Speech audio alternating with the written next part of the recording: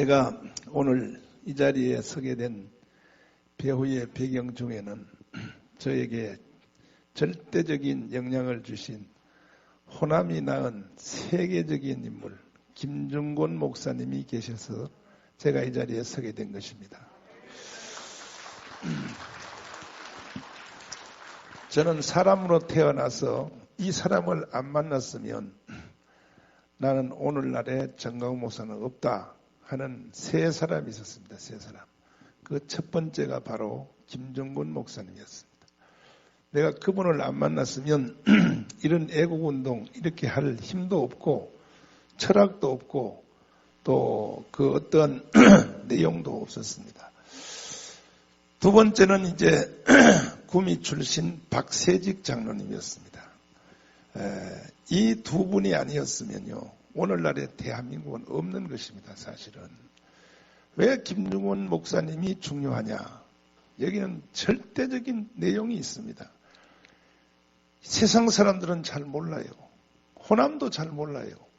김중곤이 없는 대한민국은 없다니까요. 아예 이미 김중곤 없었으면 대한민국은 이미 적화됐어요. 완전히 공산주의 다 돼버렸어요.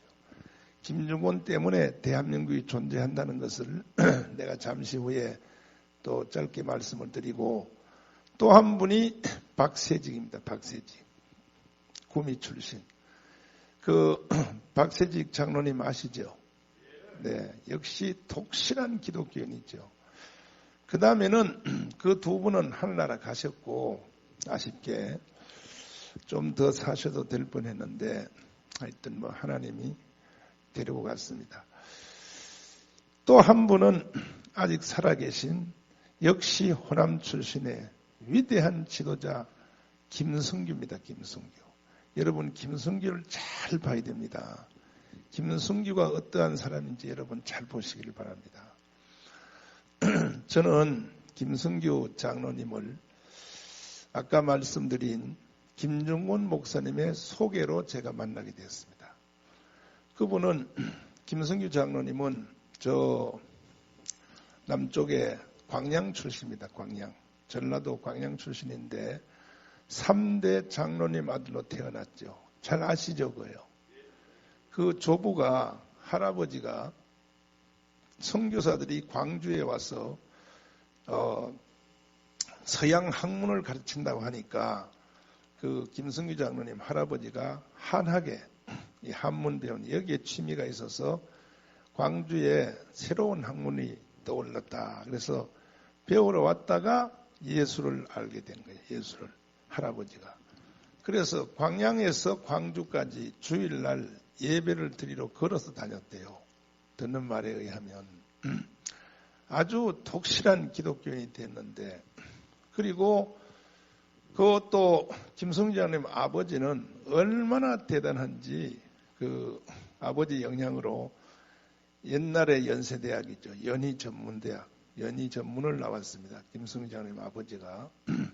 그래서 뭐 면장도 하시고 또 뭐 한데 독실한 이 장로님이었었는데 뭐 새벽기도 갔다 오면 그날 새벽기도에 들은 전도사님 설교를 다시 집에 돌아와서 7명의 자식들을 다 깨워가지고 다시 가정예배를 통하여 새벽기도 들은 설교를 집에 와서 2시간 한대. 2시간.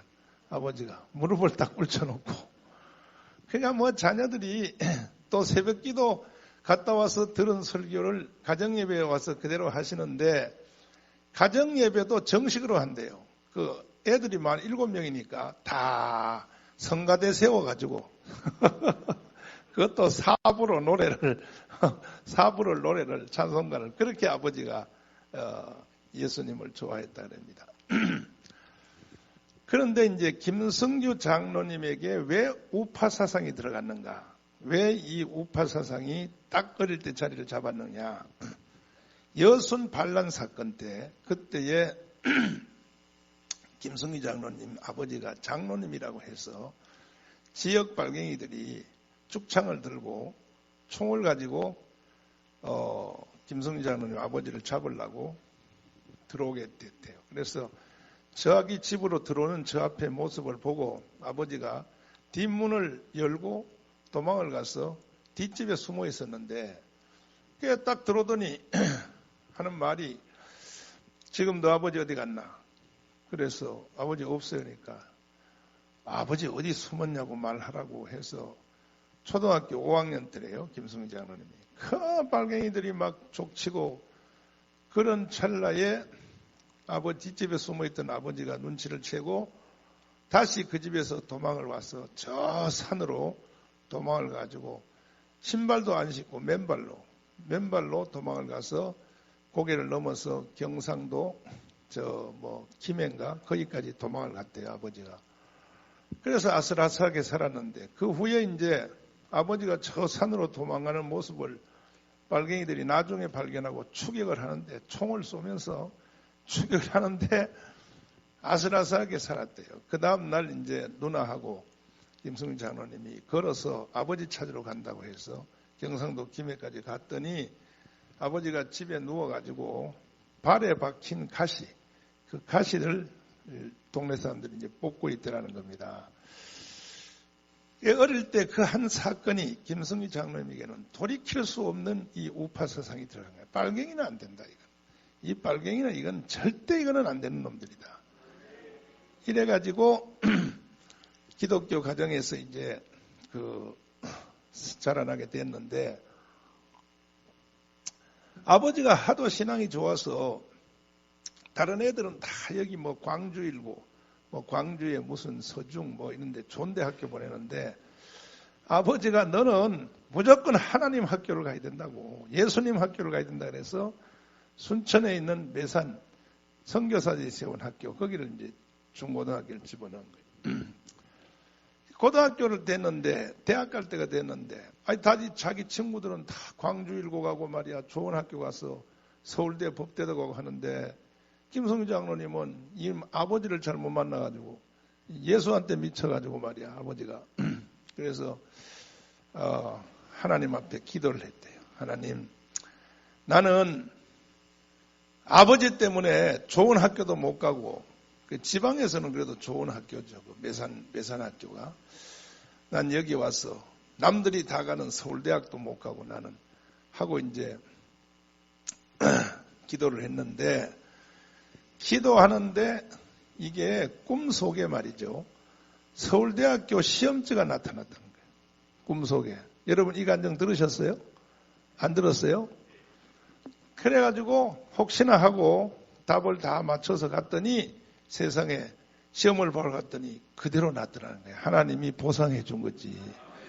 아버지 때문에 예수학교 갔다 신세 조진 줄 알았는데 하나님은 다 보상해 준단 말이에요. 그래가지고 시험을 봤는데 그래도 하도 서울대 법대라고 하는 것이 너무나 높기 때문에 아무리 하나님도 그렇지 하나님이라고 해도 그게 합격을 했겠나. 그래서 아예 발표를 보러 안 갔대. 발표를 보러 안 갔더니 또 꿈속에 너는 합격했는데 왜 합격했는데 보러 가질 않냐고 꿈속에. 그래가지고 이제 연락을 했대요. 전화로. 내 당선 그 학교 입학 명단에 있냐 그랬더니 세상에 합격했다는 거야. 그래서 이제 학교를 찾아갔더니 너는 합격을 했는데 면접 시험을 보러 안 와가지고 떨어졌다는 거야. 그러니까 아예 될 생각을 안 하고 면접 시험 보러 안 갔다는 거죠. 그래가지고 아유 저는요 막 몸이 아파서 그래서 못 왔습니다. 막 이제 그랬더니 그래서 교무회의를 열어서 교수들이 그러면 우리 여기에 문과, 법대는 면접시험이 다 끝났는데 공대 쪽에는 아직 면접시험을 하니까 그럼 공대에 가서 면접시험을 해서 일로 가져와라. 그래서 아슬아슬하게 서울대 법대를 들어갔다는 거죠. 할렐루야죠.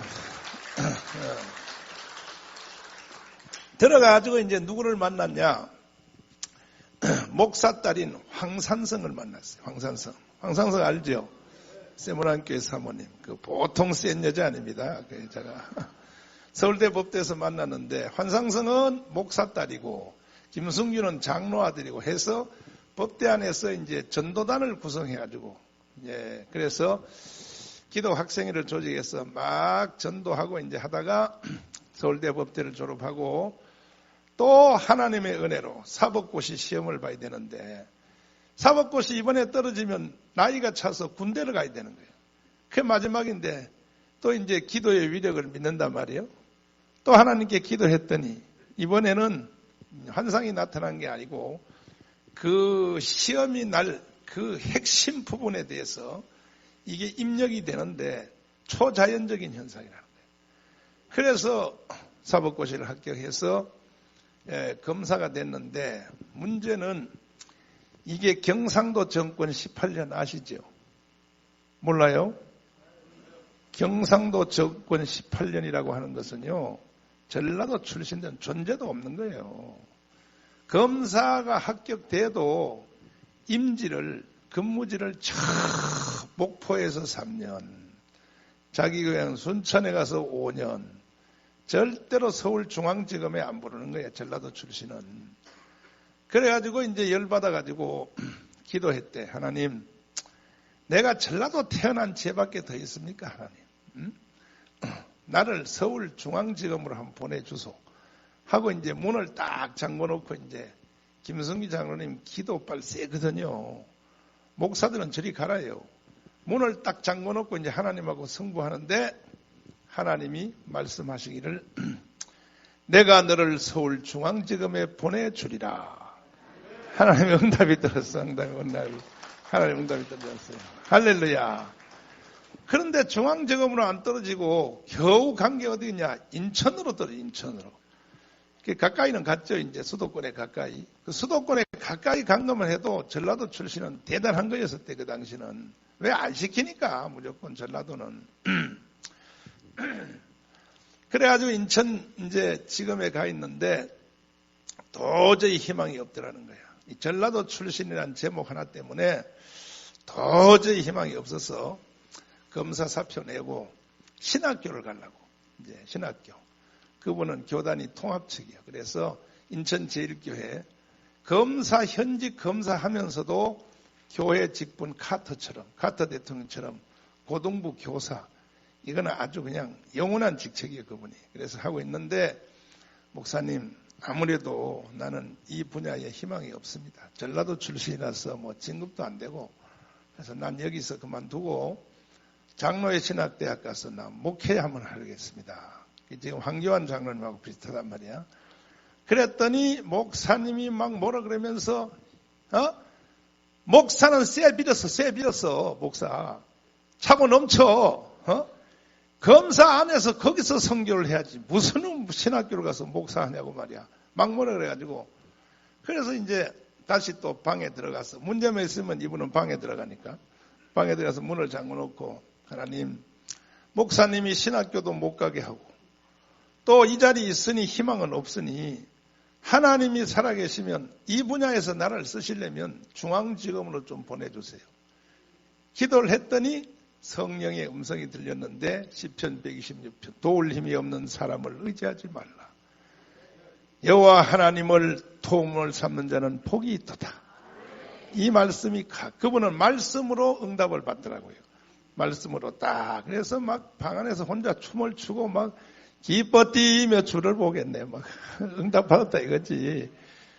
근데 아무리 기다려도 응답은 왔는데 현실은 안 나타나가지고 이게 마귀한테 내가 잘못 들었나 소리를 다시 한번 해보자. 또 방에 들어가서 먼저 번에 말씀하신 분이 하나님입니까 마귀입니까? 그랬더니 나 여호와는 시건치 아니하느니라. 다시 제 응답을 받고 기다렸더니 며칠 후에 바로 그 대학의 동기인 황산성 이 사람은 목사 딸이고 출신이 경상도 출신이라서 같은 서울대 법대 동기인데 이미 판사 다 끝나고 국회의원까지 한 거예요. 국회의원까지. 이게 경상도 정권의 18년이란 말이야. 이게 대단하단 말이에요.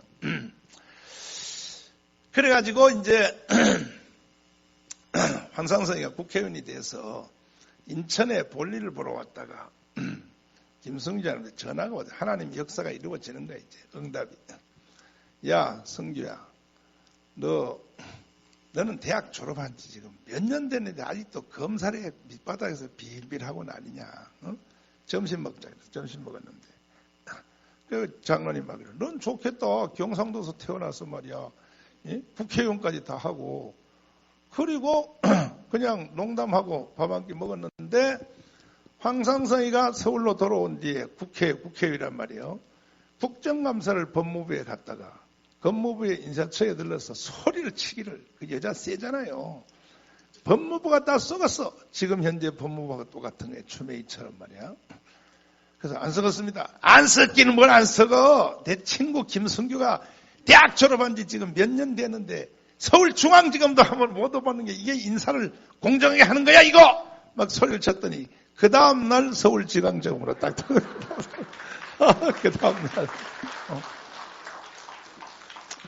하나님의 응답이 그렇게 이루어지더라는 거예요. 그래서 서울중앙지검에 그 바라던 서울중앙에 왔는데 문제는 서울중앙지검에 왔는데도 좋은 자리 안 지키는 거예요. 뭐가지가? 시체 닦는 거. 사람이 살인죄로 죽으면 이제 검사가 시체 확인해야 되잖아. 뭐 그런 거, 지저분한 거, 그런 것만 시켜가지고 에이 이거 때려치워버리겠다. 그런 찰나에 음지가 양지가 된 거야. 드디어 세상이 뒤집어졌어요. 뭐냐? 김대중 대통령이 된 거예요. 대통령이 됐는데 이제 세상이 바뀌었단 말이에요. 바뀌니까 그동안에 전라도 사람들을 키워놓지 않아서 일꾼이 없는 거예요. 일꾼이. 그래서 김승규 장로님을 법무부 차관을 딱 시키면서 다시 이제 법무부 요즘 잘 나가는 바로 검찰총장 있죠. 검찰총장. 예? 윤석열 있잖아. 그 김대중 대통령 부르더라는 거예요. 갔더니 내가 자네를 검찰총장을 시켜줄 테니 내 아들 김홍업하고 김홍일 이거 그때 슬로트 머신 하다가 잡혔단 말이야. 이걸 잘 해결할 수 있겠냐. 요즘 추미애처럼 하면 됐었거든. 그런데 장로님 말하기를 저는 교회 장로입니다. 그랬더니 김대중 대통령이 그들에 그게 뭔 말인 거야 그랬더니 나는 3대 장로 아들로 태어났고 또 내가 서울대 법대 나와서 내가 아는 하나님과 신앙에 또 내가 아는 법조인으로 내 일생 살았는데 저는요 대통령 아들도 잘못했으면 깜빵 가야 된다고 생각합니다. 그랬더니 그 다음날 부산지검으로 떨어졌어요. 부산지검으로. 김승규 장님이 에이 못돼 보겠다. 나는 경상도한테도 당하고 전라도한테도 당하고 그래서 이제 사표 내버리고 이제 변호사 하려고 했는데 조금 지나다가 이제 드디어 노무현 대통령이 됐단 말이에요. 청와대에서 전화가 왔더래요. 뭐라고 하냐면 그 청와대 밥 먹으러 오라고. 노무현 대통령의 인사 스타일이 그렇게 한대요. 꼭 청와대 밥 먹으러 오라 그러면 장관 시킨다는 뜻이야. 그게 갔더니 법무부 장관을 좀 맡아주세요. 그래서 김승희 장로님이 저는 못합니다. 아니, 장관 시켜줘도 못하는 사람 처음 만났다고. 아니 장관 시켰는데 왜 못하냐 그랬더니 저는 3대 장로 아들로 태어나서 나는 일생 법조인으로 살았는데 내가 아는 상식상 통일될 때까지는 보안법이 절대로 폐지되면 안 된다고 생각합니다. 근데 대통령님은 보니까 보안법 없애야 된다고 말하는데 그 장관하고 대통령하고 뜻이 달라서 어떻게 그거 합니까? 저는 안 합니다. 그랬더니 노무현 대통령은 참 그래도 사람이 괜찮은 부분이 있어요. 사람이. 왜냐하면 가만히 듣더니 이러더래요. 그러면 절반씩 양보합시다. 그게 뭐냐니까 보안법은 국회에다 맡겨놓고 국회가 하자는 대로 하고 장관만 좀 잘 맡아달라고. 그때 이제 김성주 장로님 생각에 국회 안에는 한나라당도 있으니까 절대로 보안법은 없어지지 않겠다 하고 수락을 했는데 노무현 대통령이 터키를 방문해서 기자들에게 뭐라고 했냐. 보안법은 칼자루 속에 넣어서 어디로 보내라고? 여러분은 여러분 편이라고 하나도 기억 안 하는구나. 칼자루에 넣어서 박물관으로 보내야 된다. 이렇게 기자회견을 하는 걸 보고 김성주 장로님이 오자마자 사표를 딱 내보낸 거예요. 멋진 사람이요. 이게 바로 호남이 낳은 세계적 인물이란 말이에요. 김승규가. 김승규 장로님의 간증을요, 내가 더 잘해요. 내가 더 잘해요. 내가 더 잘해.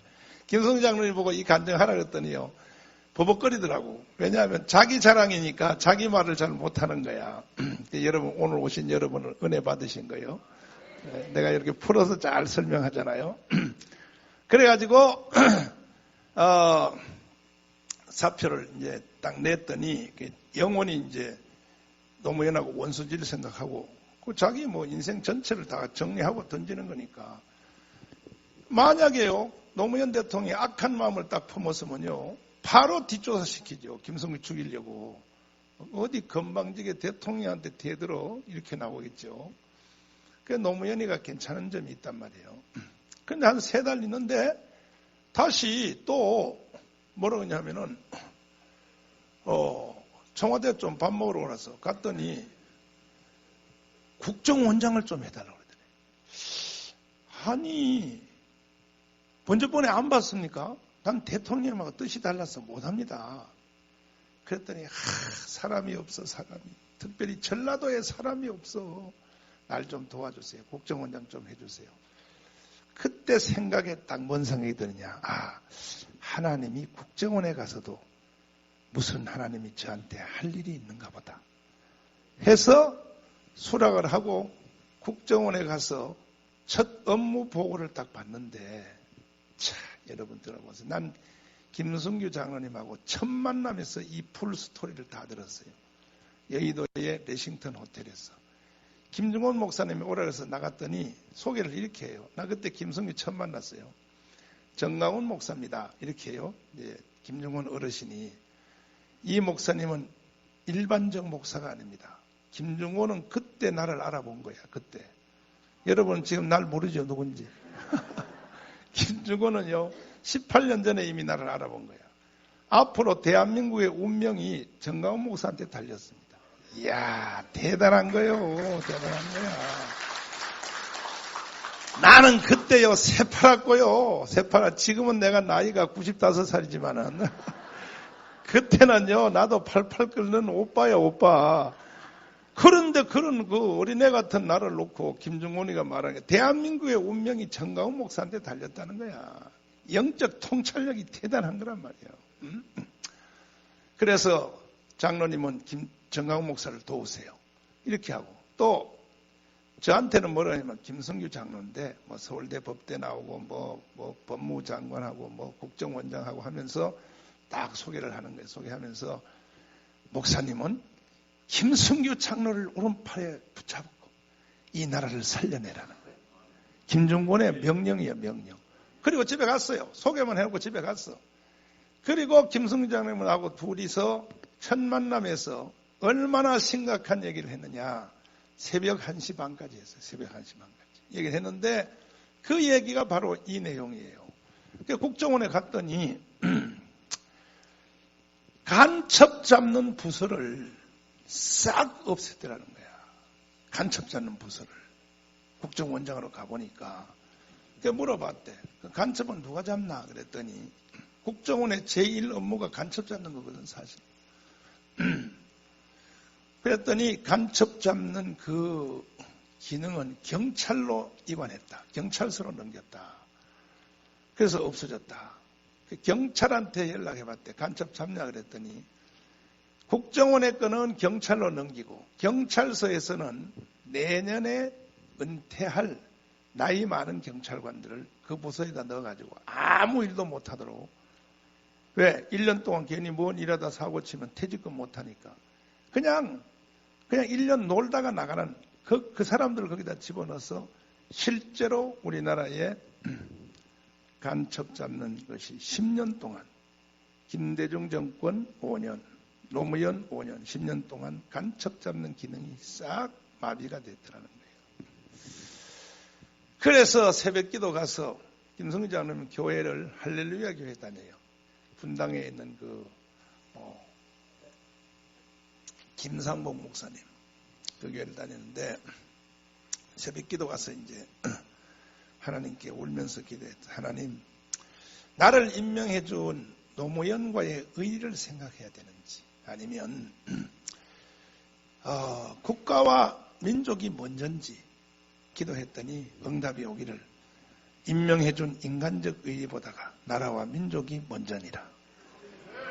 그 응답을 받고 그 다음날 출근을 해서 일반 부서를 빼가지고, 국정원의 일반 부서를 빼서 간첩을 잡으라 지시를 하니까 간첩 잡는 기술을 잊어먹어가지고 못 잡다는 거예요. 그래서 노태우 때, 전두환 때 은퇴한 할아버지들, 국정원 직원들을 다시 알바로 불러가지고 월급 많이 주면서 후배들에게 간첩 잡는 기술 좀 가르쳐주라고 해서 이제 간첩을 딱 일반 부서를 통하여 시작했더니 6개월을 조사하니까 당장 체포하여 구속할 간첩만 56명이 떠올랐다는 거예요. 당장. 그래서 그 중에서 제일 심각한 이 간첩 잡는 사람을, 제일 심각한 사람을 먼저 6명을 구속하려고 했더니 청와대에서 연락 오기를, 냄새를 맡고 연락 오기를. 또 그 밑에 김만복이라고 있었죠. 나중에 김승규 장로님 이어서 국정원 한 사람 있죠. 이 사람이 그 밑에서 뭐 차장인가 뭐 했는데 이 사람이 청와대에 일렀어. 예? 원장님이, 김승규 원장님이 간첩을 잡는다고. 요걸 또 청와대 고자질 해가지고. 그래서 불려갔더니 막, 누가 이런 일 하라 그랬냐고 말이야. 누가. 그래서 김승규 장로님이, 아니, 그럼 국정원장이 간첩 잡는 게 본분이지.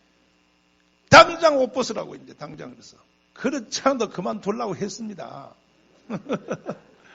근데 거기서 그만둬버리면 이 나라가 망할 것 같더라는 거예요. 그래서 그 당시에 또 하나님의 사인이 순발 왔는데 딱 생각할 때 거기서 던져버리고 나와버리면 나라 망한다 이죠. 그래가지고 이렇게 트릭을 썼다는 거예요. 대통령님, 내가 여기서 사표 내고 나를 목을 치면 국민들이 내가 간첩 잡았다고 국정원장을 잘랐다. 그러면 노무현 대통령이 욕을 먹으시니까 한 2주일 동안 내가 가만히 있을 테니까 2주일 있다가 나 쪽에서 사표를 내는 것이 어떻습니까? 그랬더니 딱 걸려들었어. 노무현이가 드디어. 아, 그거 참 좋겠구만. 그러면은 가만히 계시다가 그 국정원 쪽에서 사표를 내는 걸로 그렇게 만들어 주세요. 그래서 돌아오자마자 2주일 시간을 벌어가지고 빨리 박차를 가라, 빨리 간첩을 하면 돼. 근데 마지막 단계가 뭐냐 하면 국정원에 이제 암호 해독반이 있는데 이게 간첩들이 암호를 5번, 6번 더 쳐가지고 이게 풀리지 않는 거예요. USB 그 암호가. 그래가지고 암호 해독반에 하루에 한 번씩 이제 들려서 국정원장의 판공비가 굉장히 세더라고요. 국정원장이 마음대로 쓸 수 있는 이 판공비가. 그래서 막 거기다가 애들한테 막 상금을 걸고, 공들은 말이야, 국가의 녹을 먹으면서 이런 일도 하나 못 해놓고 무슨 놈의 국정원 직원을 하냐고 막 호통을 주고 했더니 김승규 장로님이 그만두기 일주일 전에 그 암호가 풀려버린 거예요. 이야, 할렐루야죠. 일주일 전에 암호가 풀린 거야. 암호 풀린 내용을 봤더니 세상에 이 간첩들이 청와대에서 노무현이가 한 국무회의 있지, 국무회의. 지금은요 100배 1000배 더 합니다. 이 국무회의한 내용과 함께 더불어 대한민국의 비밀을 평양에다 넘긴 것이 A4 용지. 여러분 A4 용지로 몇 장을 넘겼냐? 100만 장을 넘겼다. 100만 장을. 평양으로 100만 장을 넘겼다는 거야. 이걸 김승규가 잡아낸 거예요. 이거는 내가 이렇게 말해도 절대로 정보공개법에 위반이 안 됩니다. 왜냐하면 김승규 장로님이 이제 그걸 딱 보고 그 중에서 제일 심한 말이야. 심한 6명을 체포를 했어요. 구속을 하려고. 딱 체포를 하니까, 그리고 이제 사표 내고 나왔어요. 나왔는데, 그때의 그 김승규 장로님이 1심의 사건이랍니다. 그 사건이. 여러분 인터넷 들어가면 나와요. 그것이. 1심의 사건에서 원래는 56명을 체포하여 구속시키려고 하는데, 노무현이가 모가지를 잘라서 급하게 6명만 구속시키고 나왔는데 바로 1심의 사건의 수사를 김승규가 안 했으면 대한민국은 이미 끝났다 이 말이야 내 말은. 그래서 김승규에 의해서 대한민국이 지금도 목숨이 빨딱빨딱하고 가는 중입니다. 이해되셨나요? 왜 1심의 사건의 수사가 대한민국을 연기시켰는가? 그 보니까요, 청와대에 있는 그 비서들 중에 상당한 숫자가 간첩이더라는 거야. 간첩이요. 이거는 명예훼손에 문제가 있으니까 이름은 밝힐 수 없고 누구 이게 다 간첩이라는 거야. 청와대 비서관들이 다 간첩이요.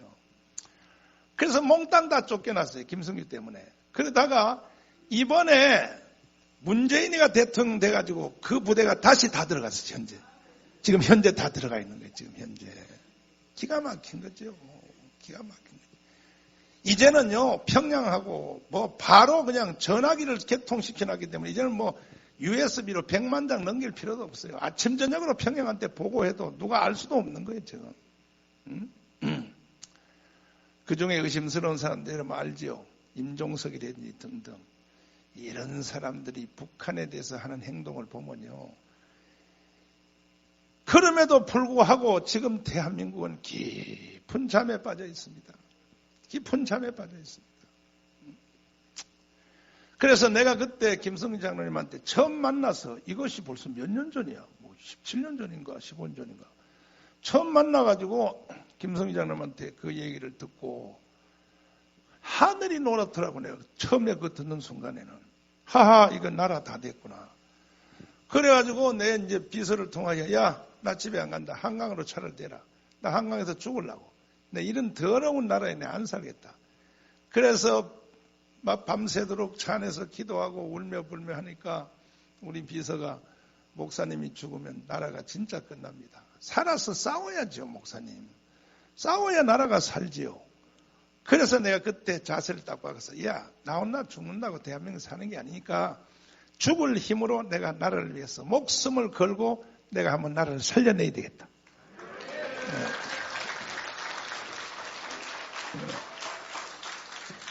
그렇게 결심한 적이 벌써 세월이 20년이 지났습니다. 그 후에 저는요 목숨을 걸고 처절하게 이 투쟁을 했고 애국집회를 해왔는데 내가 그 사진들을 여러분에게 한번 잠깐 보여드릴 테니까 저는 여러분이 아는 정도로 내가 이 애국운동한 게 아니라 처절하게 했습니다. 처절하게. 돈은 얼마 썼냐? 135억을 썼어요. 135억을. 그래서 나는 우리 교회도 못 지었어요. 우리 교회 와보시면요. 아주 우리 교회가요. 박물관 같이 생겼어요. 유적지처럼. 네. 그래서 난 처절하게 이제 살았고 오늘까지 내가 투쟁을 해왔는데 그런데 이제 참 감사한 것은 근래에 와서 올해 들어와서 드디어 내가 애국운동한 그 열매가 강화문에서 나타나기 시작했어요. 할렐루야. 전국에 다니면서요. 날이면 날마다 내가 다니면 날마다 전국을 다니면서 계속 돌려 빨리빨리 돌려. 그런데 저는 이런 집회 한 번 하는데 워커힐 집회 같은데 예를 들어 부산 롯데 호텔 집회 이런 집회 한 번 하는데 꼭 돈이 1억씩 들어요. 1억씩. 비싸. 왜? 밥 한 끼가 보통 세금까지 합하면 밥 한 끼가 딱 10만 원이에요. 한 사람당 10만 원이에요. 서울은 비싸단 말이에요. 이러한 그 삶을 쭉 사는데 근데 김중곤 목사님이 저한테 이제 수없는 일을 시켰는데 그 중에 하나가 뭐냐 하면 김중곤 목사님이 돌아가시기 전에 2년 전에 저를 불러서 일주일에 한 번씩 저를 호출했어요.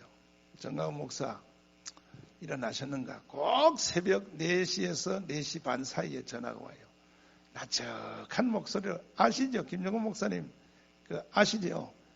음성 스타일이요. 나처럼 이렇게 소리도 안 질러요. 이렇게. 일어나셨는가? 이렇게 시작해요.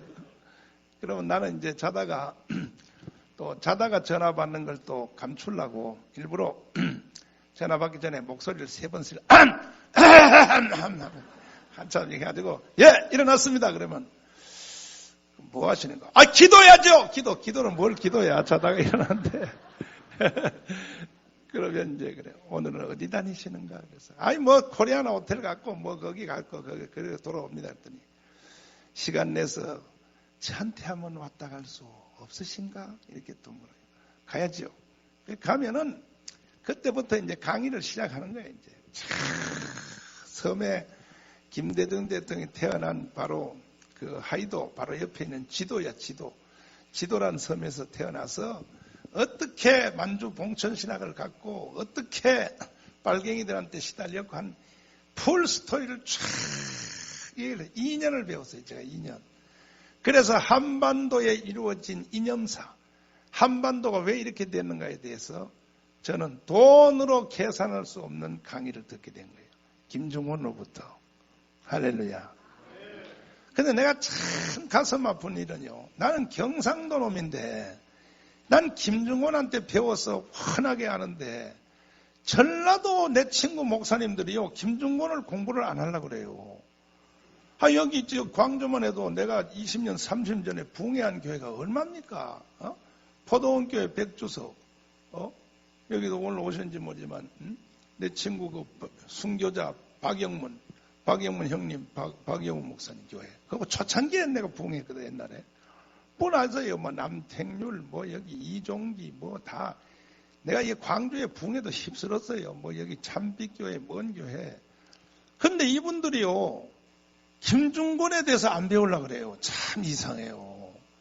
여러분들은 성경 다음으로 김중곤을 공부하기를 바랍니다. 성경 다음으로 김중곤을 공부해야 돼. 아멘. 따라해봐요. 김중곤을 공부하지 아니하면 인간이 아니다. 그 다음에는 김승규를 공부하세요. 김승규. 보통 김승규 대단한 사람 아닙니다. 김승규 장로는 요즘도 하루에 한 번씩 전화 왔어요. 얼마나 잔소리하는지 몰라 나한테. 정강 목사님 나라 망했는데 도대체 뭐 하시냐고 막 나보고 난 난리 또. 어제도 전화 오셔가지고 저 중국에 그 뭐 질병 있잖아요. 그 무슨 뭐 폐렴이 왜 생겼고 그 바이러스 종류가 뭔가 그걸 전화로 30분 또 설명하는 거예요. 나한테. 그런데 그래서 돌아서 제가 여기까지 이제 왔는데 이렇게 이제 애국운동을 제가 20년 동안 30년 동안 이라고 했는데 낙심도 되죠. 때에 따라서는. 내가 괜히 재수 없어서 김종원한테 잘못 걸려들어가지고 내 인생 망쳤다. 그런 낙심이 왜 안 오겠습니까? 저한테도. 나 혼자 놔뒀으면 나도 여의도 순복음교회 같은 교회를 지었을 텐데 말이야. 김종원 때문에 말이야. 돈 다 날려버리고 말이야. 애국운동 한다고 말이야. 신세 조졌다 이게 내 신세 조졌다. 내가 원래 부흥회 잘하거든요. 내가 부흥회요. 나는 30대 중반에 부흥회를 나는 완전히 제패했어요. 대한민국에 대표되는 교회를 30대 중반에 난 다 제패했다고요. 그렇게 잘 나갔으면 말이요. 돈도 벌고 말이야. 인기도 있고 말이야. 장경동처럼 말이야. 나 얼마나 좋아 인생이. 근데 김종원한테 잘못 걸려들어가지고 뭐 빤스 목사, 사리마다 목사, 무슨 와이사스 목사, 뭔 목사. 오만 핍박 다 당하고 오만 놈의 욕 바가지 다 먹고. 어제도 내가 여기 오기 전에 또 종로경찰서 가서 6시간 조사를 받고 왔어요. 어제. 내 지금 몸이 지금 탈진된 상태입니다. 이 빨갱이들이요. 정강훈 하나만 죽이면 이제 다 끝났다고 보는 거예요, 이제. 정강훈 요 한 놈만 죽이면 완전히 나라를 해체하고 북한으로 갖다 바치는 거에 대해서 이제 끝났다고 보는 거야. 정강훈 저 새끼가 하나 나타나가지고 말이야. 맨날 문재인 간첩이라 그러고, 뭐, 맨날 말이야. 평창 동계올림픽에서 뭐. 제가 까발리고 돌아다니니 눈에 가시죠. 내가 눈에 가시지. 응? 오늘도 내가 이제 광주에 또 까발리러 왔거든요. 드디어. 여러분 광주여 일어나야 됩니다. 광주여 일어나라. 할렐루야. 광주가 일어나면 끝장이 나게 돼 있어요. 이제 이제 전국에 다 일어났는데 마지막으로 광주만 일어나면 나라 살릴 수 있어요. 할렐루야. 오늘 내가 지금 여기 와서 딱 서보니까 이제는 하나님이 이 나라를 살려줄 것 같아요. 이야, 광주에 이렇게 많이 모인 거 처음 봤다. 이거 목사님들이. 예? 광주가 말이에요. 이제 광주가 완전히 이제 깨어났어요. 내가 보니까. 아이고, 감사합니다. 너무 감사합니다. 존경하는 국민 여러분. 내가 전라남도 광주에 지도자 포럼을 하러 왔습니다. 여기 엄청나게 꽉 찼습니다. 지금 이 자리에. 할렐루야. 존경하는 해외 동포 여러분, 이제 안심하십시오. 광주가 드디어 일어났습니다. 오늘 여기 모인 사람들을 보십시오. 숫자를 보십시오. 이제 이렇게 되면 나라가 분명히 살아날 수 있습니다. 근데 이제 김중곤 목사님이 돌아가시기 전에 저한테 이런 말을 했어요. 내가 이 나라를 살리려고 교회 목회하는 것 외에 바깥 아웃사이드 처치 운동이라고 합니다. 영어로. 이 모든 것은 다 김중곤이가 만들었다는 거야. 첫째, 한기총. 이 한기총을 누가 만들었냐? 한경직 목사님이 만든 걸로 알고 있지만 사실은 배후에 누가 만드냐면 김중곤이가 만든 거예요. 왜냐하면 만주 봉천신학을 다닐 때 이 김중곤 목사님이 봉천신학을 다닐 때 하루는 일본 헌병이 왔단 말이에요. 일본 헌병이 잡으러 온 거야. 그래서 잡혀가지고 대동아전쟁 끌려가다가 열차에서 태국에 저녁에 천천히 열차가 갈 때 옥수수밭에 뛰어내려가지고 그래서 열차가 왔던 거꾸로 철길을 따라서 걸어서 태국에서 철길을 따라서 걸어가지고 세상 배고픈 걸 그냥 잡고 만주에 요즘 심양이죠. 심양에 왔더니 와서 이제 간증을 했단 말이에요. 하나님이 나를 살렸다 했더니 신고 한 놈이 한국 좌파 동료인 줄 모르고 거기다 대놓고 간증을 하니까 이 새끼들이 그 다음날 일본 헌병한테 다시 또 신고를 해요. 두 번째 또 잡혀갔어요. 잡혀가지고 이번엔 콰이강의 다리 유명한 영화 버마 미얀마 거기서 열차에서 뛰어내려가지고 두 번째 다시 생명을 살아서 걸어서 다시 중국에 와서 이제는 학교도 못 돌아가. 가면 이제 한국 학생들이 신고하니까 완전히 좌파 학생들이. 좌경신학이 이미 그때 들어왔다는 거예요. 만주 봉천신학에. 이래가지고 숨어 있다가 이제 해방이 돼서 한국에 왔더니 그때 이 빨갱이 노릇을 한 이 자식들이 목사 안수를 받아가지고 와가지고 뭘 만들었냐? NCC를 만든 거예요. NCC. 여러분 NCC를 잘 봐야 됩니다. NCC. 이게 바로 한국 교회의 전체의 최고의 탑 기관인 NCC. NCC 알죠? WCC에 가입되어 있는 바로 NCC. 여기에 NCC를 만들어서 한국교회 전체를 대표하는 기구를 만들었는데 김중곤 목사님이 그 NCC를 깨려고 엑스플로를 했어요. 엑스플로. 혼자서 싸우느라고. 엑스플로 김중곤 대 좌파 목사들 문익한 문동환 다 그 사람들 다 김재준 또 무슨 강원영 다 치열하게 싸움이 붙었는데 여의도에서 요즘 내가 강화문에서 싸움 붙은 것 같아요. 근데 김중곤이가 이겼어요. 엑스플로를 성공시킴으로 김중곤이가 이겼단 말이에요. 김중곤이가 완전 이겼어요. 이겼는데 그래서 이제 NCC를 누르고 가는데 1988년도에 NCC가 드디어 뭔 성명서를 발표하느냐. 이런 성명서를 발표해요. 한국 교회는 절대로 북한에 대하여 반공을 가르치면 안 된다. 공산주의 나쁘다는 것을 한국 교회는 가르치면 안 된다. 이거 공식 성명서에 나와 있어요. 그리고 주한미군은 철수하라. 이게 NCC가 발표한 1988년도에 공식 성명서예요.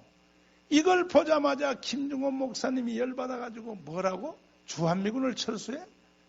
이게 한국교회 전체 입장이냐?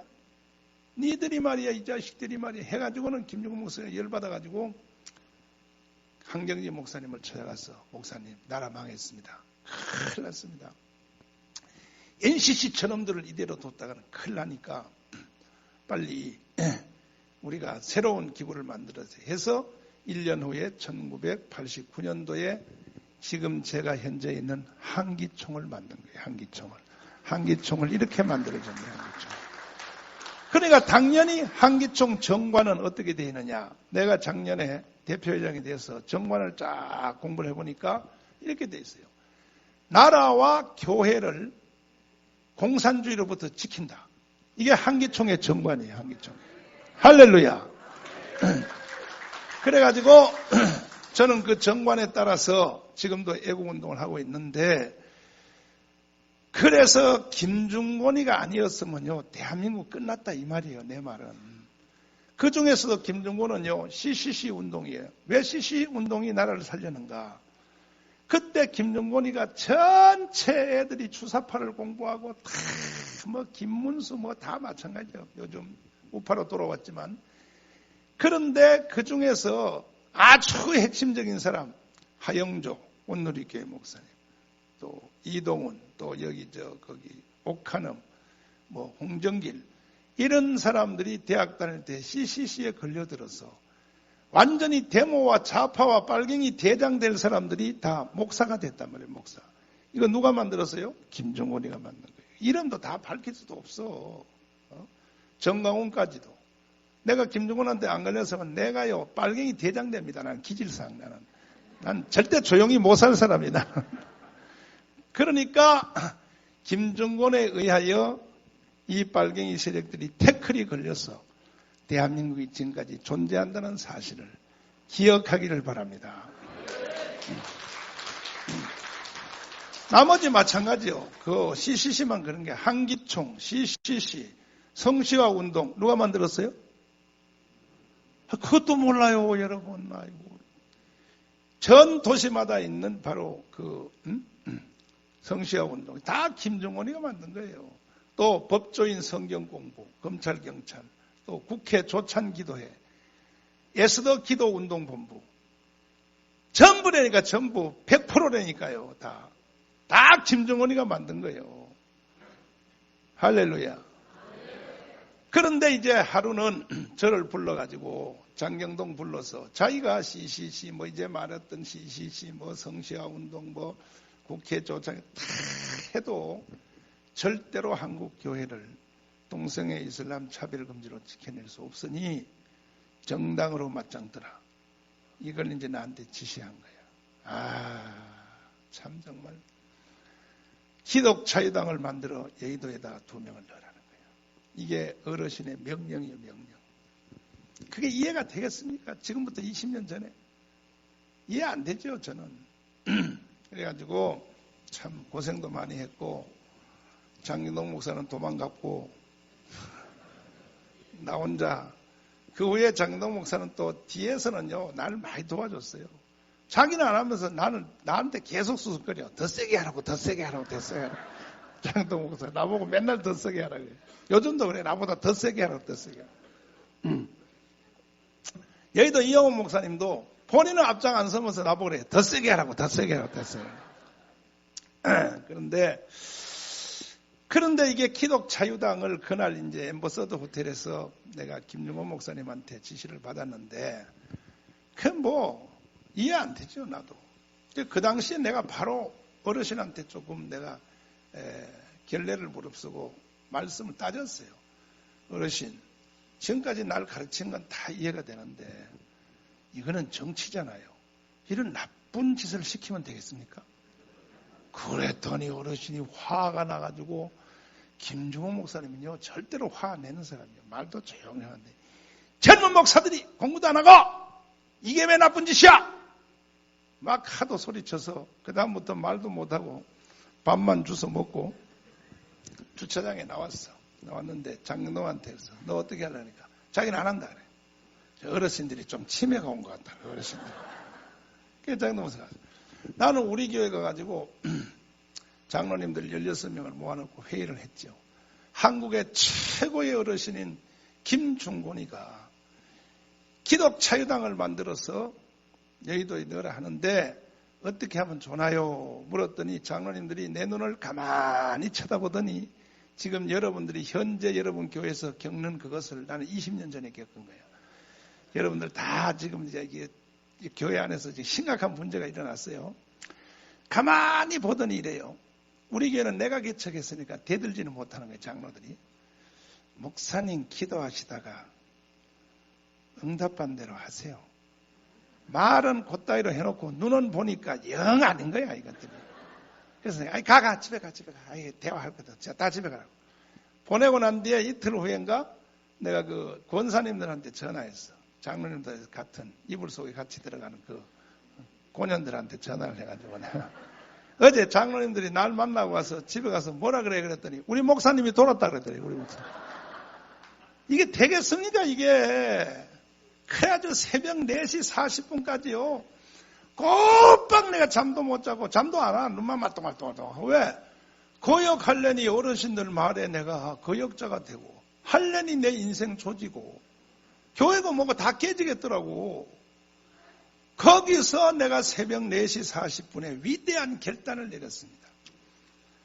내 이 결단 하나가 내 인생의 가장 심각한 결단이었었는데 여러분들은요, 이 자리에 계신 여러분 다 합쳐도요, 정강훈 목사 절대로 못 따라옵니다. 왜 못 따라오는지 아세요? 다른 모든 것은 여러분이 다 날보다 위대해도 내가 그날 밤에 내린 이런 결단은 여러분 죽었다 깨도 못해. 자, 보세요. 하려니 인생 망하고 교회 다 깨지고 내 인생 자체가 다 없어지는 것 같고 또 안 하려니 어르신들이 조용기 김정원한테 내가 거역하는 사람이 됐고 그래서 내가 새벽 4시 40분까지 고민하다가 어떤 결단을 내렸냐 이런 결단을 내렸냐 이것이 내가 여러분보다가 더 나은 딱 한 가지 이유야. 다른 건 여러분이 다 나보다 더 위대해. 존경하는 30만 목회자 여러분 지금 너라TV 유튜브를 통해서 전국에 다 시청하고 계시는데 여러분들이 잘 들어보세요. 이 부분을 잘 들어보세요. 정강훈 목사에 대하여 내가 그때 어떤 결단을 내렸냐 이런 결단을 내린 거야. 좋다. 나 기독자유당 이해 안 된다. 그러나 나의 아버님빨 되시는 조영기 김종권이 연세가 형님이 아니요. 나하고는 아버님빨이요. 아버님빨 되시는 어르신들이 나한테 기독자유당을 해서 여의도에 넣으라 할 때는 설마 나를 죽이고 해코지 하려고 하겠나. 아들 같은 나한테 나쁜 짓을 시키겠나. 이 생각을 내가 하게 된 거예요. 좋다. 나 이해 안 되지만 그 어르신들이 나한테 시킨 것이 지금 이해 안 돼도 설마 나쁜 짓을 시켰나. 이렇게 생각하고 좋다. 나 교회 다 깨지고 다 날라고 인생 내 다 망해도 나는 하늘나라에 어르신들의 말을 순종하고 왔다는 요거 하나만 가지고 천국을 가리라. 이 결단입니다. 이 결단. 다시 내가 여러분들한테 쫑꼬를 하나 주려고 쫑꼬. 여러분은요 죽었다 깨도 나 같은 결단 못해. 여러분들은 자기한테 이해 안 되는 건 여러분 안 하는 거야. 나는 그 선을 넘었다 이게 그때. 그래서 2시간 잠을 자고 총신대 교수한테 딱 가서 신대원장 신창섭 교수, 총신대 신대원장이죠. 드디어 내가 물어봤어. 교회는 정치하면 안 돼요. 그랬더니 누가 그따위 소리 해? 그래서 목사님의 제자들이 다 그 소리 합니다. 합동청 목사들이 제일 그럽니다. 그랬더니 그 새끼들이 신학을 어디서 배웠어? 원래 칼빈주의는 정치를 하게 되는 거야. 안 하는 것이 죄야. 안 하는 것이. 존 칼빈이 제네바 시장을 했잖아. 아브람 카이퍼가 화란의 총리를 18년 했잖아. 그리고 막 미국의 민주당, 공화당 얘기해주고 민주당, 공화당, 미국의 그 당을 교회에서 만들어준 거야. 교회에서. 성가대석에 앉은 사람이 상원의원, 평신도에 앉은 하원의원. 지금도 미국의 양당은 목사들을 가지고 있어. 민주당도 담임 목사, 공화당도 담임 목사가 있어서 전당대회 할 때는 항상 기도부터 하고 전당대회를 한다 이거야. 누가 교회를 정치하면 안 된다 그래서. 그러면 교수님 다음 주에 우리 교회 와서 헌신 예배를 오셔서 설교 좀 해달라고. 좋대. 온다. 그랬더니 칠판을 가지고 막 칼빈주의와 정치에 대해서 막 가르치면서 우리 장로님들한테 그래요. 여러분 목사님이 하는 일이 맞으니까 절대로 막지 마세요. 아멘해, 아멘해, 막 그렇게. 난 그때 처음 알았어요. 칼빈주의와 정치에 대해서 저도 몰랐어. 그래가지고 하도 강의를 잘해서 100만 원 사례비 주려고 준비해놨다가 하도 잘해가지고요. 원타임 설교한데 300만 원 줬어. 300만 원. 그래가지고 교수님 내일 종로 5가 가서 내가 기독교 기자들 100명 다 모아놓을 테니까 요 설교 그대로 해준대. 그게 모시고 왔더니 73명이 왔더라고. 기독교 기자가. 거기서 이제 신창섭이가 칼빈주의와 정치에 대해서 설명하는데 기가 막히게 하고 또 기자들하고 토론도 하고 막 질문도 받고 했는데 그때의 한국 교회 기자들이 처음 공부를 하게 된 거야. 정치와 교회가 무슨 관계인가. 이래가지고 이제 다 준비해서 내가 이제 첫 선거를 이제 딱 했는데 우리나라 기독교인들 표가 몇 표인지 압니까? 967만 표예요. 기독교인들이. 그런데 안 찍는 거예요. 첫 해 했더니 26만 표밖에 안 찍었어. 그래 다시 또 4년 후에 또 준비해 또 한 번 해보고 안 한다 그랬어. 김용국 목사한테 반납해서 나 안 합니다 그랬더니 막 뭐라 그래. 또 한 번 해보고 안 된다고 안 하는 게 어디 있냐고 막 뭐라 그래. 돈도 안 주면서 시켜먹고 돈도 안 주면서 미치겠어. 그래도 김용국 목사님 수고했죠. 그때도요 내 손을 잡고 전국을 다 다녔어요. 광주, 대구, 부산 다 다니면서 그 어르신이 자기가 돈을 써가면서 아침에 뷔페값 어르신이 내면서 그런데 했더니 32만 표. 또 4년 후에 했더니 44만 표. 그 후에 또 했더니 뭐냐. 드디어 먼저 번 총선에서 77만을 때린 거예요. 77만. 12,000표가 부족했어요. 12,000표. 12,000표가요. 들어갔으면요. 더 찍었으면 국회의원 2명 들어가거든. 국회의원 2명 들어가면 탄핵이 불가능해요. 그 2명이 그렇게 위력이 있다 이 말이에요.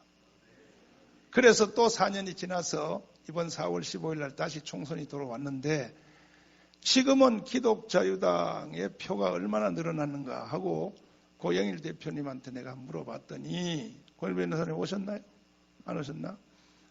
저녁에 온다고 물어봤더니 지금은 벌써 77만 했거든. 12,000표만 더 있으면 되는데 지금은 제가 애국운동한 것이 그런 영향이 커서 300만 표가 넘어갔다는 거죠. 이미 300만 표. 근데 20년 동안 선거한 자료가 나한테 다 있거든요. 전체. 어느 도시가 몇 표 찍었고 어느 도시 선거 투표소별로 그 통계가 다 있어요. 이건 저만 있는 게 아니라 서울 중앙 선거관리위원회 사이트에 들어가면 다 나와 있어요. 여러분 광주에 무슨 광주, 을구, 동구 거기에서 기독자유당을 몇 표 찍은지 다 나와 있어요. 보면은 전라남도는요 항상 전국에서 1등 아니면 2등이에요. 전라남도는 기독자유당 찍는 게. 요놈의 광주 있죠. 광주. 요놈의 광주 사는 인간들은 어떤 인간들인지. 광주 시내 안 찍어. 이거 안 찍어. 그 다음에 서울의 수도권. 서울 경기. 아이 정말. 근데 왜 안 찍냐 하고 내가 봤더니 첫 번째는 정교 분리의 원칙이라. 정교 분리의 원칙이 끝나서 교회는 정치하면 안 된다. 내가 이 부분만 오늘 마치고 여러분 배고프니까 빨리 식사해야 되는데 정교 분리의 원칙이요. 정교 분리의 원칙 때문에 교회가 애국운동 하라 나오라 그래도 안 나와요. 선거하라 그래도 또 안 해요. 기독자유당 찍으라도 또 안 찍어요. 성도들이 말을 안 들어요. 정교 분리의 원칙. 그 설교하다가 애국 설교를 조금 넣으면요. 성도들 중에요. 뒤에서 일어나서 나가버려요. 왜 이런 일이 일어나는가? 정교 분리의 원칙은 완전히 한국 교회를 사기친 거예요. 원래 정교 분리의 원칙은 미국의 3대 대통령 토마스 제퍼슨이 만든 겁니다. 이것은. 어제도 내가 종로 경찰서 가서 조사받는데 왜 목사님이 기독자유당에 대해서 선거운동 하다니냐고 나한테 막 따져. 내가 언제 선거운동했어? 사실을 사실대로 가르치는 것은 한기총 대표회장의 사명이요, 사명. 다 가르쳐 놓고 그 다음에 성도들이 자기의 의견에 따라 투표를 해야지. 거짓말을 덮어놓는 상태에서 선거하면 뭐 하겠어요? 그 중에 제일 큰 거짓말이 정교 분리의 원칙이에요. 이거는 오히려 중앙선관위가 나 대신 설명을 해야 될 내용이란 말이에요. 맞죠? 그런데 그게 뭐 또 나를 뭐 또 구속한다는데 하려면 해. 첫날 하려면 해라. 필요 없어. 나는 어차피 버린 몸이요. 어차피 나는 죽도록 싸우다가 쓰러진 후에 천국의 영광집이 내 것이란다. 할렐루야. 그런데 정교 분리의 원칙은 미국의 1대 대통령이 조지 워싱턴이죠. 2대가 누굽니까? 아담스. 3대가 토마스 제퍼슨인데 그들은 신앙 좋기가 일반 대통령이 목사들보다 더 좋았어요. 신앙이. 그들이 생각하기를 우리가 신앙이 좋은 사람이 절대 권력을 가지고 있으면 이것으로 교회를 도와줄 수 있으나 아니 우리 말고 신앙이 나쁜 놈이 대통령이 되면 케네디 같은 놈이 될 줄 이미 아는 거예요 벌써. 그러면 교회가 없어질지도 모른다. 그래서 교회를 권력과 정부로부터 보호하기 위해서 만든 법이 정교 분리의 원칙인데 세 가지예요. 정치하지 말라는 것이 아니에요. 정반대예요. 정반대. 첫째, 세상 정부는 교회를 탄압하는 법을 만들 수 없다. 이게 정교 분리의 원칙의 1호예요. 1호. 이해되셨어요?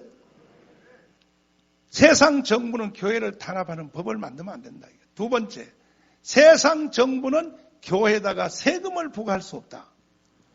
근데 작년에 목회자 세금법 지금 해요, 안 해요? 이게 정교 분리 원칙에 어긋나는 거예요, 이거는. 세상 정부는 교회에다가 세금을 내게 하면 안 된다, 이 말이에요. 그래서 반드시 이번에 기독자유당이 성공되면 이 모든 목회자 세금 내는 거 전체 다 걷어쳐야 되는 겁니다. 할렐루야.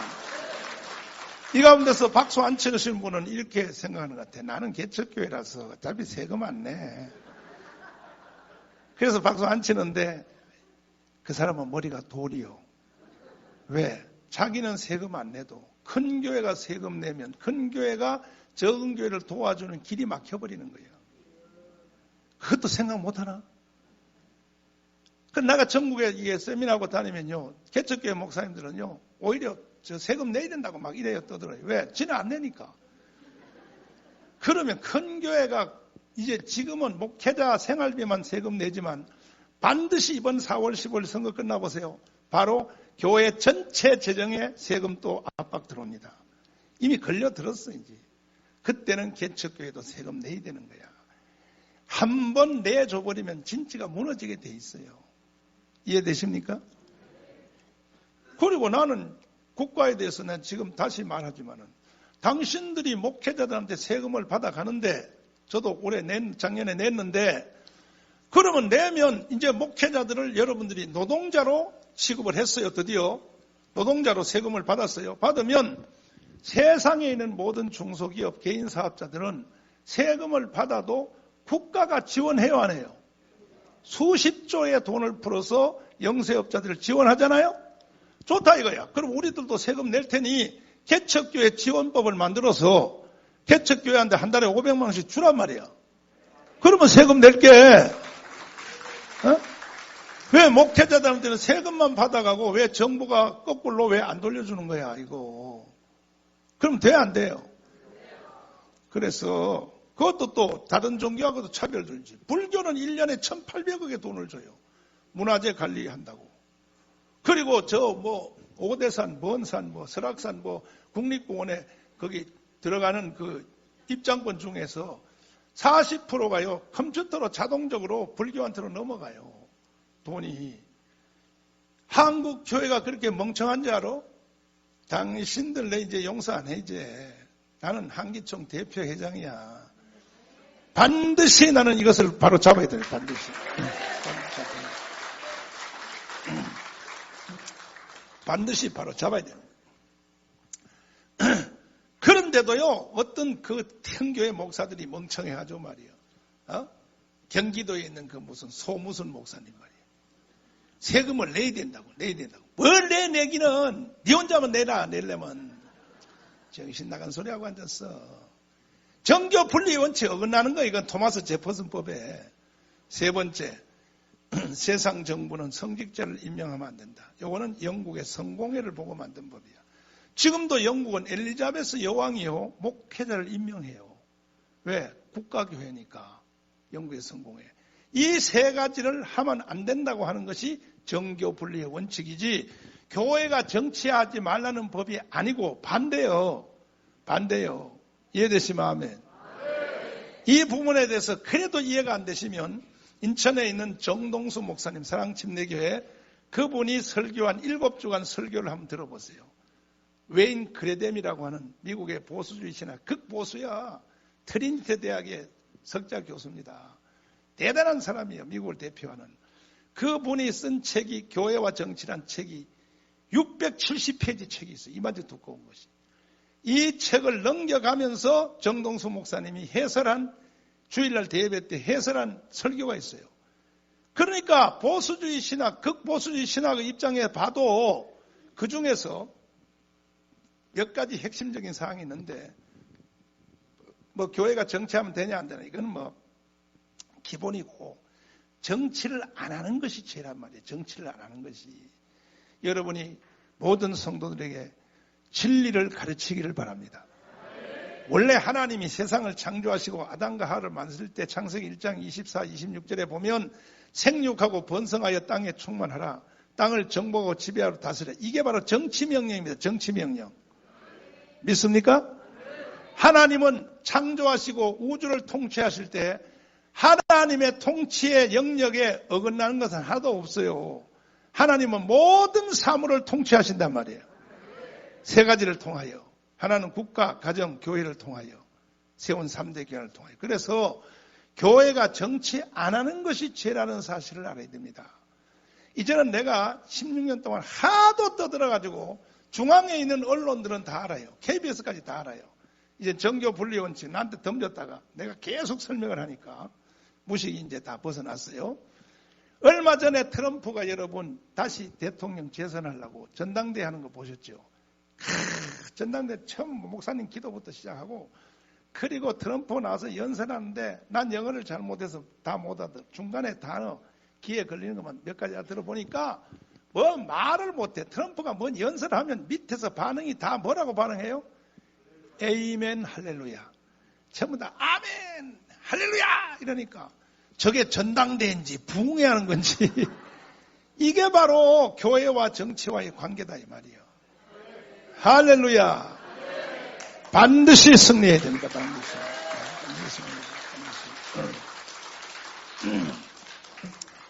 그럼에도 불구하고 이런 설명을 다 듣고도 뭐 나는 투표할 때 뭐 나는 기독자에도 안 찍는다. 그건 할 수가 없어요. 근데 여기까지만 말해 더 이상 말하면 선거법에 걸리니까. 그렇게 설명을 다 해놓고 그 다음부터 성도들이 선거 행위를 똑바로 하라 이 말이에요. 하나님께 기도 응답받아서 하라 이 말이에요. 주님이 하라는 대로 하라 이 말이에요. 할렐루야죠. 그런데 무식한 목사들이 말이야. 어디라고 말이야. 쓴물을 입에서 퍽퍽 쏘아내면서 정강훈 정치 목사야. 뭔 목사야.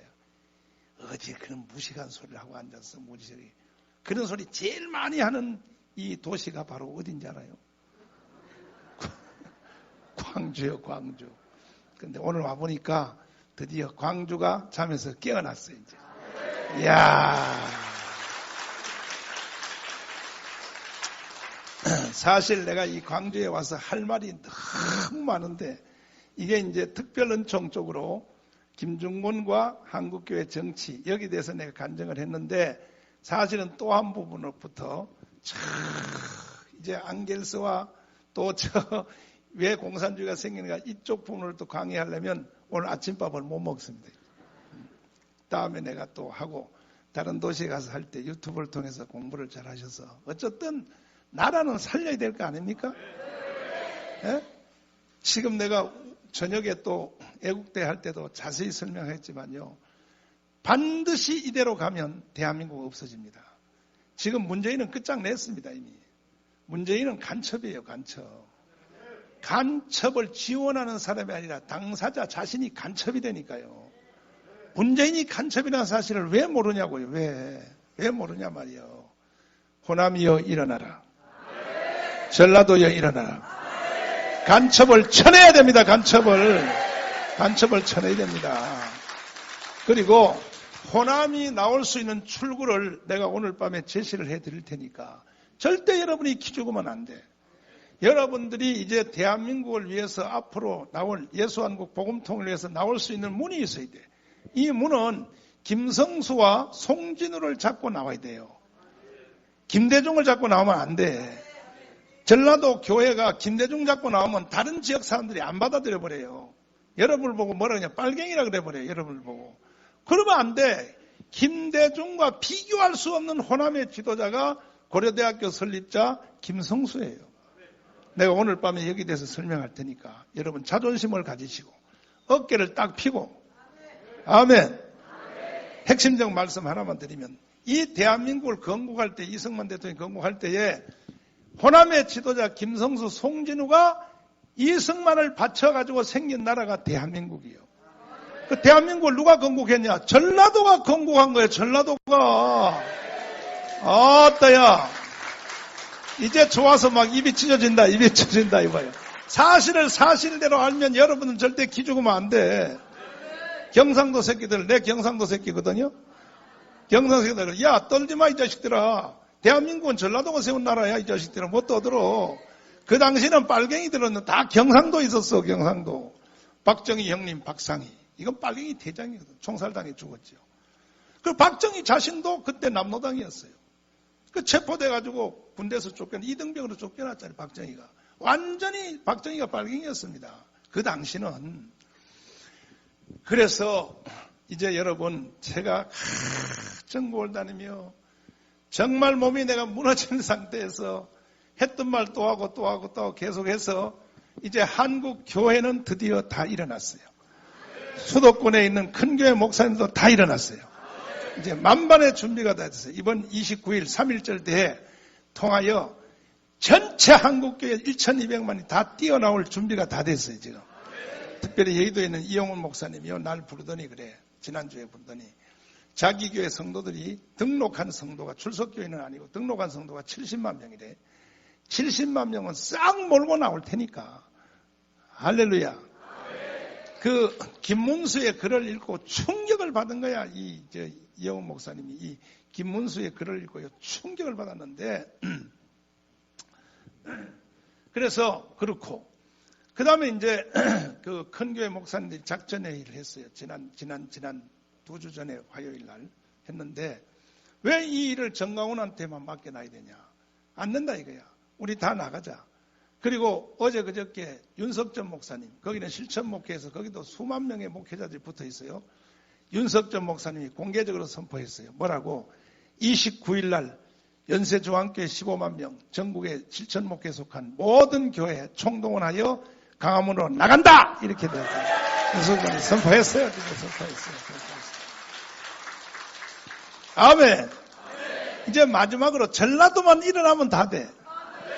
만약에 여기에 흐름에 전라도가 안 일어나면 반드시 2월 29일 날을 통하여 제2의 3.1 운동은 일어날 것이고 대한민국이 살아날 것은 뻔하거든요. 확실하거든. 그 후에 가서 전라도는 뭐 했어? 전라도는 다 대가리 쳐박고 숨어 있었다. 그럼 역사의 죄인이 돼버리지.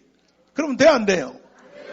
이렇게 역사가 기록돼야 돼. 시작은 늦게 했으나 이 대한민국은 결국은 전라도가 살렸다. 이걸 만들어내야 되는 거예요. 이걸 만들어내야 되는 거예요. 할렐루야. 우리 옆에 좌우에 악수 한번 합시다. 우리 한번 해봅시다. 아멘. 그래서 좋은 일이 일어났습니다. 반드시 이번에 저는 이 혁명만 성공되면 100% 나는 기독교 나라 될 줄 믿습니다. 내가요 경상도 쪽에 가면요 불교 교인들한테 내가 인기 더 좋은 줄 그거 모르세요? 유튜브 안 보세요? 집회하러 가면요, 불교인들이요, 막 돈을 걷어가 300만 원, 500만 원 돈 걷어가지고, 우리는 불교인입니다! 목사님 사랑합니다! 막 난리야, 난리. 길거리 지나가면요, 불교인들이 나한테 다 절을 해요, 절을 해. 아니, 사실이 이거 사실. 그리고 저 부산에 내가 갔더니 어떤 모 사찰에서 스님들이 모금운동을 했어. 돈통을 놓고. 정광훈 목사님 지원 후원해야 되죠. 그래 돈을 이만큼 가지고 왔어요, 스님들이. 할렐루야. 네? 그리고 내가 강화문에 애국운동을 토요일마다 하는 것 때문에 이미 주님 앞으로 돌아온 불신자가 12만 명이 넘었어요. 12만 명이. 최고의 전도 집회 현장이 바로 강화문입니다. 아멘. 내가 주일날 연합예배 하는 거 여러분 인터넷으로 보십니까? 2000년 기독사의 최고의 교회가 강화문에 떠올랐어요. 드디어. 한번 보세요. 이거 사진 한번 보시라고요. 2000년 기독교 역사상의 최고의 대형 교회가 이제 부활절까지 밀고 나가면 서울역까지 뻗을 것 같아. 주일날 예배가 그래. 주일 예배가. 할렐루야죠. 이거요. 그리고 내가 이게 자꾸 말이 길어서 죄송한데 지금 몇 시야? 빨리 밥 먹어야 되는데. 근데 이렇게 말하면 다른 지역에서는 밥 안 먹어도 괜찮아요. 이런데 여기는 한 놈도 그런 놈 없어요. 아이 나 참나. 다른 지역은 밥 안 먹어도 괜찮아요. 막 이렇게 나와야지. 좋아요. 그런데 내가 힘들다고 또 가부 사정을 알아주시니 감사하고. 그런데요, 지금 전 세계에서 여행사에서 강화문 예배에 참여하기 위한 여행 상품이 팔리고 있어요. 전 세계적으로. 그러니까 토요일 날 국민대회 참석하고 주일 날 연합예배 참석하는 이것 때문에 전 세계 여행사에서 모집을 하는데 막 수도 없이 나라별로 여행사에서 지금 조직해서 한국을 방문하는데 나는 앞으로 1년에 1000만 명 이상 늘어날 줄 믿습니다. 1년에 1000만 명. 세계적인 선교 관광지가 일어났습니다. 특별히 청와대 앞에서 지금 투쟁하는 노숙투쟁, 다시 말해서 광야교에서 이루어지는 앞에 이거 보세요. 지난주에 우리 예배 현상인데 보세요. 청와대. 그 토요 집회하는 것 중에 절반이요. 한쪽은요 꽉 차는 거예요. 꽉 차. 이번 주에는 총동원 명령 내려가지고 양쪽이 다 꽉 찰 거예요. 이제 이번 주에는. 이게 하나님의 역사죠. 이거 누가 사람을 이 자리에 모으겠습니까? 누가 이 자리에 사람을 저렇게 모으겠습니까? 그리고요 주일 예배가 아니에요. 부흥회예요. 부흥회 막. 심지어 영락교회 장로님이요. 영락교회는 성령하고 별로 안 친한 교회예요. 영락교회 장로님이 여기 참석했다가 방언이 터져버렸어요. 기가 막힌 거지. 할렐루야. 막 암병이 떨어지고 하나님이 내 병은 안 고쳐주고 거기 예배 참석한 사람들이 병이 다 나았고 희한한 일이 일어났어. 희한한 일이. 이야 참 하나님 역사지. 하나님 역사야. 할렐루야. 반드시 이번에 혁명이 끝나면 나는 100% 복음의 나라가 될 줄 믿습니다. 주님이 선물로 주실 거예요. 한 방에 한꺼번에 팍 이루어져 여리고성이 무너져 버린다. 반드시 이루어져요. 아멘. 그런데 이 일에 대해서 모든 싸움에는 우리가 다 이겼는데 정당 싸움에서 저놈의 자유한국당이 저게 버벅거리고 앉아 있어가지고 저들을 붙잡고 했다가는 문재인 못 끌고 나와. 도저히 예수한국 복음통일이 안 된다고 해서 내가 김문수를 앞세워서 자유통일당이란 정당을 내가 딱 앞세웠더니 처음에는 정광훈 또 이거는 뭐야? 막 댓글 보내. 정광훈 잘 나가다 신세 줬다 망했다 뭐 이게 또 너 정치 안 한다 그러면서 내가 언제 정치해? 지금도 정치 안 해요. 난 정치는 안 해요. 그러나 정치가들을 바로 세우는 일은 난 해야 돼. 바로 세우는 일은 계속 해야 돼. 했더니 어제 그저께 공병호 TV에서 간접적 여론조사를 했는데 자유한국당하고 여기 새로 생긴 자유통일당하고 이게 여론조사 나오는데 76대 24로 우리가 이긴 거야. 야, 국민들이 난 이 상태로 가면요 또 저 자유한국당 계속 악수를 떠요. 어제 또 당을 해체하고 새로운 당 만든다고 통합신당이라고 이름 같지도 않은 거지 같은 이름 또 저러니까 자멸이에요. 자멸 저거 망한다니까 저거 결과적으로. 난 한 달 지나면요. 자유한국당 저거 해체될 것 같아. 해체되고 저 광화문으로 다 뛰어나올 것 같아. 한 달 지나면 반드시 일어나서. 국민혁명이 일어났어요. 혁명. 특별히 전라도에 있는 기독교인들은요. 자유한국당 싫어하거든 원래. 내가 다 알아 여러분들이 다 알아. 저게 뭐 싫어하는데 좋은 기회가 왔지 이제. 출구가 생겼지. 출구가 위대한 역사가 일어났죠. 위대한 역사가. 할렐루야. 반드시 우리 혁명을 한번 해봅시다. 예수 한국 복음 통일 한번 해봅시다. 네. 진짜 마지막 말 할게. 진짜 마지막 할게. 자유통일당 만든다고 해서 나보고 축사해달라고 100번 기념관에서 지난 들로 갔는데 내가 이제 인천에서 보름 마치고 늦게 이제 축사하러 갔는데 딱 앉으니까 내 가슴이 말이야. 오는데 그때의 이승만 대통령이 나라를 세울 때 그 감정이 내 속에 싹 오는 거야.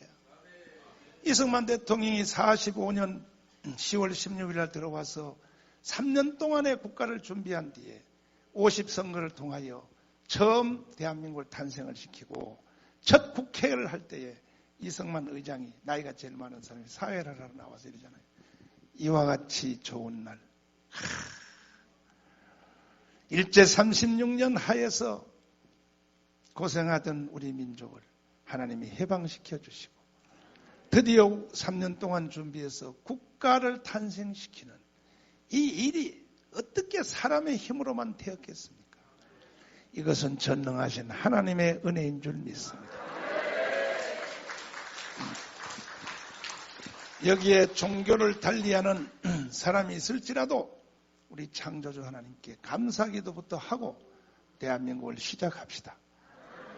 여기 목사님 계시나요? 손들었어. 북한에서 내려오신 이윤영 목사님, 종로구에서 당선된 제1호 국회의원 나오시죠. 기도하시죠. 해서 바로 이 기도문, 요게 국회 회의록에 기록된 우리나라의 속기록에 기록된 국회의 제1사건이 목사님의 기도문 밑에 있어요. 이것으로 인하여 대한민국이 시작된 겁니다. 기도로 시작된 나라입니다. 이 나라는. 할렐루야. 기도로 시작됐는데 그 후에 이제 다 식어가지고 지금은요. 저 자유한국당이요. 저게 사탄이요. 사탄 저것들 말이에요. 사탄이요. 저거. 그 안에 무슨 기독문화위원회 있어서 다 허방이에요. 다 허방. 양대 당이 다 사탄이에요. 양대 당이 다 사탄이에요. 정치 문화에 말이에요. 근데 내가 그날 이제 딱 있는데 속에서 막 울컥하면서 눈물도 나면서 야 이거 새로 시작되는 이거 자유통일당 내가 축사하면서 그랬어. 여러분 이승만이가 이렇게 기도해서 시작된 나라인데 이 당이 처음 시작되는 이때에 내가 기도 한번 해도 되겠습니까? 그러니까 사람들이 막 아멘하고 만세해서 그래서 제가 이승만의 기도를 그날 해서 새로운 당을 탄생시켰습니다. 이렇게 하여 모든 정치 문화에 기도하는 것이 다 들어가야 되는 것입니다. 앞으로 저 국무회의 할 때도 애국가 국민회의 하고 국민회의 딱 하고 말이요. 동해물과 부르고 난 뒤에 또 때때로 주요한 사건은 미국 애국가도 불러야지. Oh, say, can you see by the dawn's early light 이렇게 하고 난 뒤에 꼭 국무회의 할 때는 기도하고 시작해요. 기도하고. 할렐루야. 나는 그런 날이 올 줄을 믿습니다. 이런 말들에 대해서 또 궁금하고 또 자기 혼자 이해 못하는 걸 가지고 나를 공격하지 마세요. 그럼 뭐 신정국가를 가자 그러냐? 무슨 뭐 그런 헛소리 하지 마요 나한테. 당신들보다 내가 여러분 방송을 보신 여러분보다 내가 100배 1000배 내가 공부가 다 돼 있는 거니까 무슨 신정국가야 안 가요. 그러니까는 걱정하지 마시고 우리는 복음의 나라로 간다. 이게 복음의 나라. 그러면 그 표상이 뭐냐? 덴마크, 스웨덴, 노르웨이의 복음의 전성기. 그 신정국가 아니요. 글로 가보자 이거지. 1930년도에 미국 같은 나라로 가보자 이거지. 믿습니까?